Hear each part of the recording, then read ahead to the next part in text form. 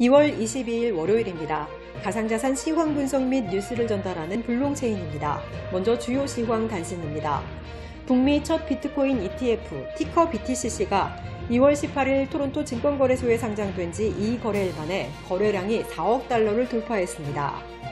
대형 채굴풀 비아BTC CEO 양하이포가 웨이보를 통해 비트코인 도미넌스가 여전히 60%를 상회하고 있다며 비트코인 시총이 1조 달러를 넘어선 가운데 이번 불장에서 5조에서 10조 달러까지 증가할 것으로 예상된다고 전했습니다.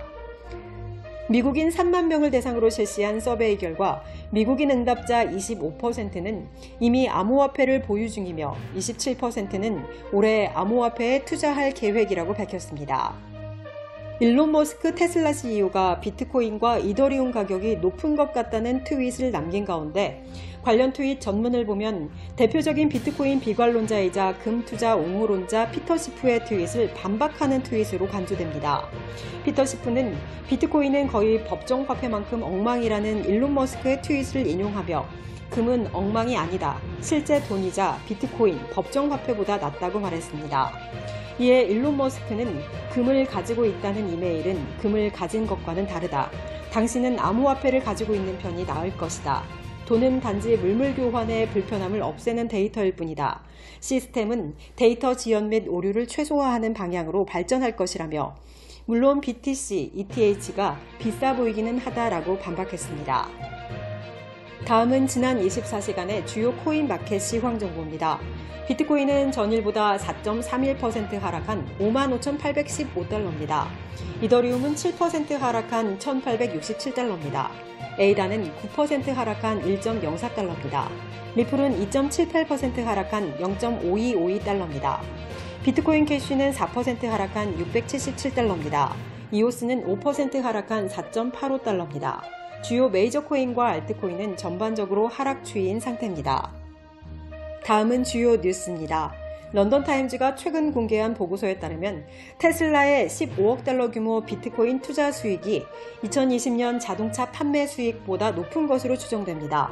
런던타임즈는 비트코인이 5만 5천 달러를 돌파해 시총 1조 달러를 넘어섰다며 만약 테슬라가 지난 1월 31일과 동일한 물량의 비트코인을 보유하고 있다면 1월 이후 투자 수익은 9억 3천만 달러, 한화 약 1조 290억 원에 달한다고 밝혔습니다. 그러면서 이는 지난해 테슬라가 전기차 판매로 기록한 7억 2,100만 달러보다 약 30% 높은 수준이라고 덧붙였습니다. 다음 뉴스입니다. 최근 비틀즈 멤버 존 레논의 아들 션 레논이 가상자산 투자에 대해 지지하는 입장을 밝혔습니다.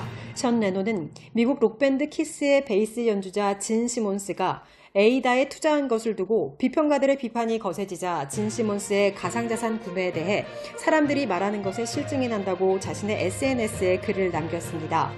그는 진 시몬스는 좋은 비즈니스 감각을 가진 것으로 유명하고 그의 지능은 비평가들보다 2배는 높다며 그는 많은 일을 해냈지만 당신들은 아무것도 해내지 못했다고 지적했습니다.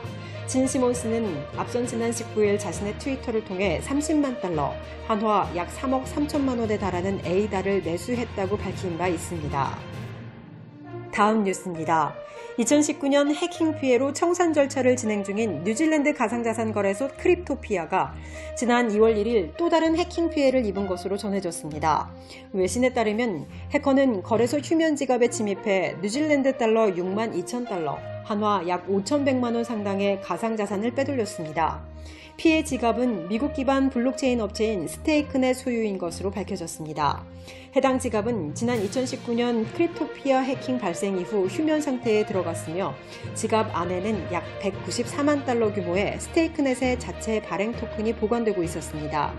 이와 관련해 스테이크넷 관계자는 크립토피아의 파산 관제인 스렌트 손트는 이번 해킹 피해에 대해 발생 경로 및 방지하지 못한 이유들을 명확히 설명해야 한다고 지적했습니다. 다음 뉴스입니다. 국제통화기금 IMF가 중앙은행 디지털화폐 CBDC와 민간 발행 가상자산이 공존 가능할 것이라고 의견을 내놨습니다.